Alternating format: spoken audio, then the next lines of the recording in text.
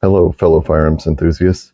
Today's video is going to be on making super light loads for vintage shotguns, such as Iver Johnston Champion single shot break action shotguns, or your Marlin vintage shotguns. Basically, anything that's close to 100 years old or getting up there in age. That if you're wanting to shoot, you want to make sure that you're using very light loads. You're taking it easy on the firearm. Before we get too far into this, before you go shooting any vintage shotgun for that matter, you need to have your gun inspected by a competent gunsmith, just to confirm that it is indeed safe to shoot, and it is indeed safe to shoot with a light smokeless powder load. For my smokeless powder load that I like to use for super light, I get it here out of the Lyman Shot Shell Reloading Handbook, 6th edition. What I do, the load I like to use is under the 12 gauge 3/4 ounce loads.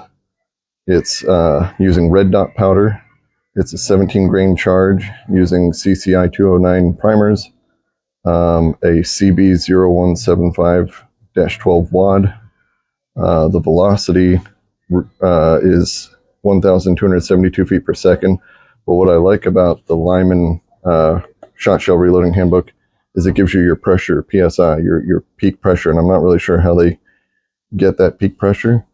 But the peak pressure on this particular load hits about 5,900 PSI, which is well below your most modern shot shell loads out there.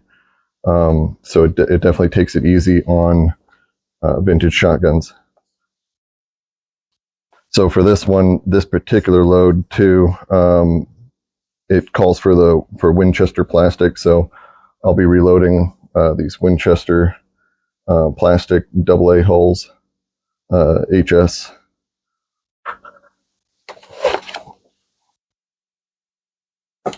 And I'll be doing my reloading on a Mech 600 Junior press as well. So these shells that I have been previously fired. So on your press, you're going to start out with the depriming stage. And then when I prime them, what I like to do, the way I've always done shot shells, is I'll first, by hand, I'll push the primer in partway, but it's going to stick out. As long as I can't get the primer to go all the way in by pushing with my finger, then I know that the primer pocket's still good. If you can shove your primer all the way in with your finger, that's a very loose primer pocket. I would not use that shell, because in my experience in the past trying that, the primers will pop out of the back of the shell when you fire. It sends gas back through the gun. It's not very good for the gun. So make sure your primer pocket's nice and tight. Then I'll put it in the priming stage.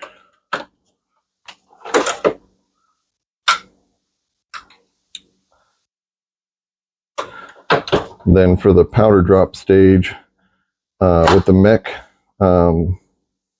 the Mech charge that I'm using to achieve that 17 grain is the 29 bushing, number 29 bushing, which is actually 17.1 grains. That 1/10 of a grain really won't matter that much when it comes to your PSI spike.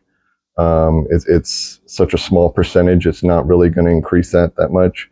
By velocity speed, or going based off velocity, you're probably only going to get maybe about 10 feet per second faster with that extra 1/10 of a grain. So it's a really negligible difference.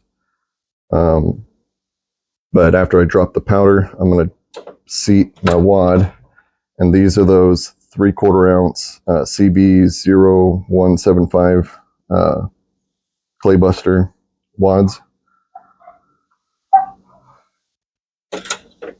Oops, right, yeah. So I seated the wad, I drop my shot. The shot I'm using is number 7.5 shot, but it doesn't really matter. You can use whatever size shot you want as long as it's 3/4 ounce.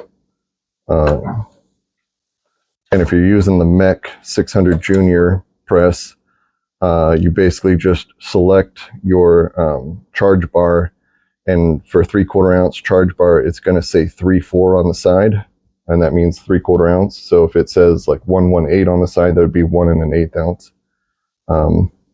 But so this first stage, I put it in here. That's your crimp starting stage, and then I'll finish the crimp,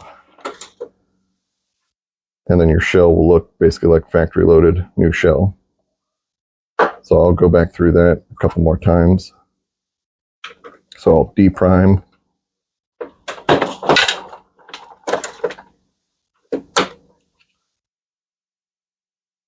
Place my primer in, make sure it doesn't seat all the way by just pressing with my finger.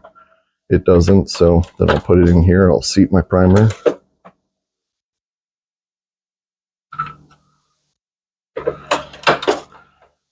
Drop my powder. I like to flick the tube after dropping the powder just to make sure everything falls in. Then I'll put my wad in. Drop my shot. Again, I'll flick the tube sometimes just to make sure everything falls through.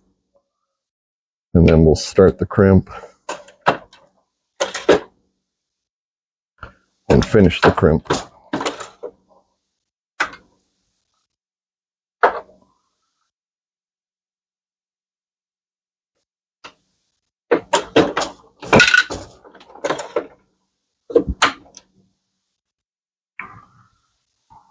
Place the primer in. Make sure it doesn't seat all the way.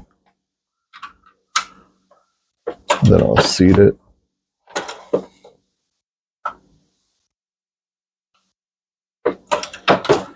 Drop my powder.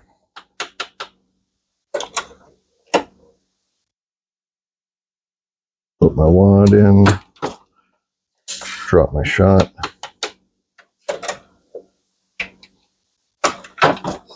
Start the crimp. And finish. So that is making super light loads. Again, let me grab the book here.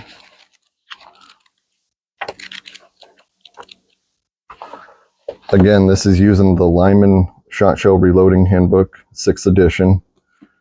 And the particular load I'm doing is 3/4 ounce load with red dot powder, 17 grains of red dot, a CCI 209 primer, the Claybuster CB0175 12 gauge wad. And then for mine, I'm using 7.5 shot, but you could use any other size shot because it's going to only drop 3/4 ounce. And yeah, and that's a super light load, reaching a peak pressure of around 5,900 PSI. And that's a great load for vintage shotgun if you're trying to take it easy on the guns, action, all that, which I recommend, especially with a really old shotgun, you know, like an older Ivor Johnson that's getting close to 100 years old. That way you're not beating it up, but you can still take it out, shoot it, and enjoy it. Again, I'll reiterate, if you are going to shoot any sort of vintage gun, make sure you take it to a gunsmith, a reputable gunsmith that you know or that's in your area. Have it checked out just to confirm that all the safety features are working correctly, and that the gun is safe to shoot with an extremely light load. Thanks for watching. Hi, I'm back again. Earlier in the video, I talked about testing your primer fit by first partially pressing your primer in with your finger, or trying to press your primer in with your finger before running it through your press, seating the primer.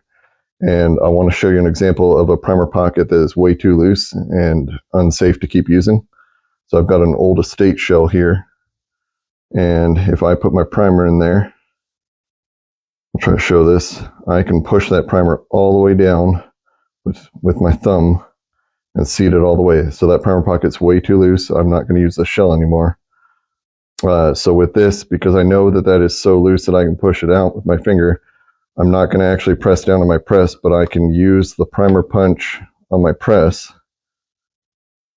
And if the primer seats firmly, like if I had to use the press to seat the primer, don't ever do this because this is extremely dangerous. But since I know the primer is so loose that it'll just pop out nice and easy, I can just use my hand and press the shell up against the punch and pop that primer out of this shell because I know this one was so loose. So this shell is an example of one that I would not reload anymore. I would just throw it away. So hopefully that helps you understand that a little bit better.